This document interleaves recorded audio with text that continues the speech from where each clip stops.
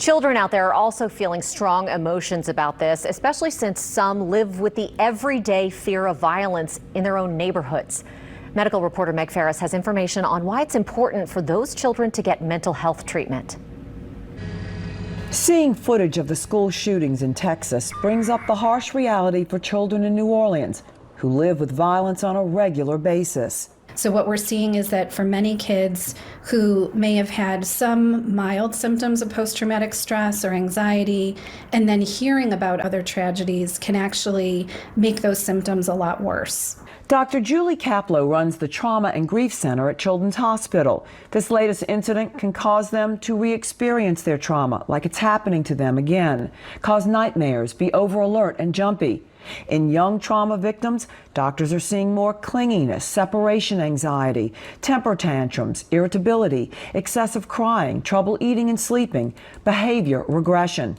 In teens, they see more social withdrawal, depression, risk-taking, substance abuse, reckless driving, self-harm, and suicide.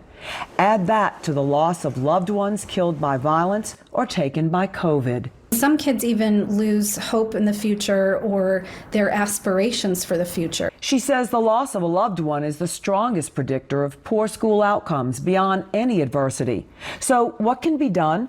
The Trauma and Grief Center at Children's Hospital treats young people 7 and older free. It can even be done virtually.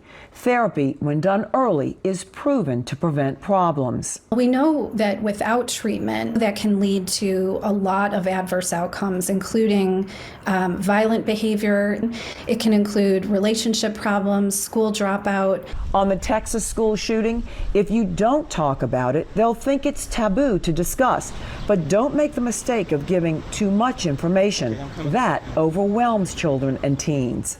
What questions do you have for me? So allowing them to really guide what do they want to know, and you're giving them simple, factual information. And Dr. Kaplow echoes what other mental health experts have said for years. Doing risk screenings and assessments very early on in schools to better identify those kids who may really be struggling. It's not enough just to do a physical exam and leave out a mental one.